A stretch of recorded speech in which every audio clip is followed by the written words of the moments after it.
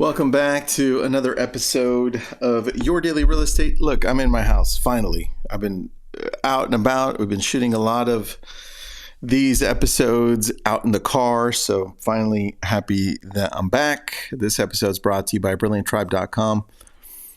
I'd love to have you in there. That's where I help agents with my great coaches and team to level up your business, all different levels, teams, brokers, independents, agents. Check us out at BrilliantTribe.com. Now, let's talk about something that we should be thinking about this month. We're at the end of September. October's around the corner. That's your priorities for next year. In fact, how do you want to finish off this year? There are 3 things I want to go over with you that I need you to start thinking about now. Number 1, I want you to already start reflecting on how this year is going. What have you done well? What have you not? So get a piece of paper out or write this down on your computer. Type it. Not write it. Type. Or think about it. If you're in the car or if you're somewhere where you can't write, think. What's the first thing that comes to mind when you reflect on this past year? What did you achieve so far? What challenges did you face? And what lessons did you learn? Pretty easy.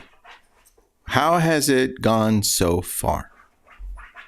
Number 2, assess your current situation. Like, where are you in the 3 most important things? Because remember, this isn't as much as we want to say real estate's all about prospecting, creating relationships and all that. That's not where it starts, right? We've gone over this before. It starts with you. It starts with how you're doing. So when you're assessing your current situation and you're looking at your personal life, it's like, how are you doing? There's another one to write down. How are you doing mentally? How are you doing with your health? How are you doing spiritually? How are you doing emotionally? Let's write those down and see what stands out. And I'm going to interject really quick. If I'm thinking for me, and I'm thinking, okay, Tristan, how are you doing emotionally, mentally, physically, and spiritually?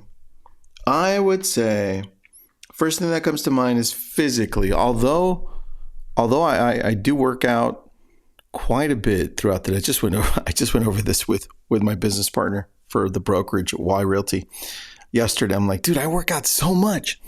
And he's like, but what do you eat? I think I work out so I don't get fatter. That's funny. And so that's what stands out to me. I'm like, okay, Tristan, you need to eat healthier.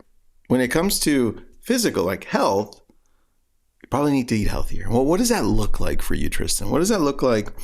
Does that mean you're going to have to itemize what you're eating or decide what you're not going to eat throughout the day, make it easier with prep meals? What does that look like, Tristan? Because you're already working out, right? So for me, that would be it.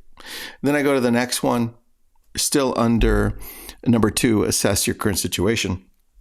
I'd say, well, what about family? How am I doing there? And for me, well, let's go generalized family, right? That could be your pets. It doesn't just have to be people. So it could be friends, it could be siblings, uncle, aunt, grandpa, grandma, parents, spouse, of course, children.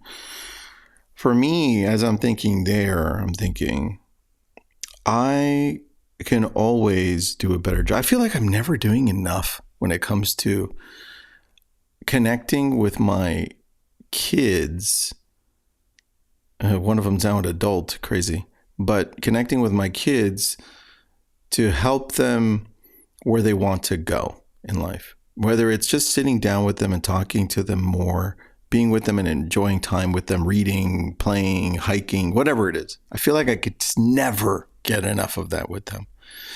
And so that I need to outline. That's the first thing that comes to my mind, right? So what about you? What about you? Think about that.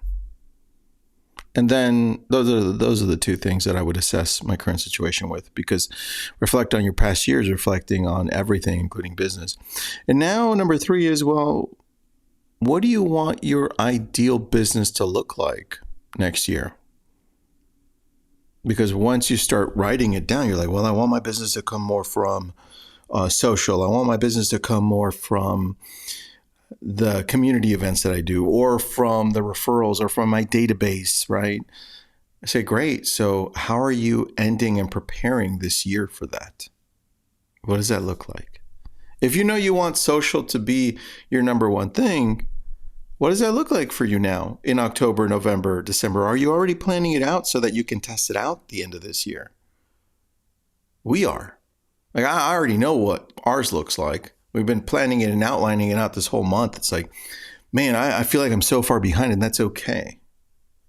I'm never going to reach that finish line. We're always tweaking. We're always changing.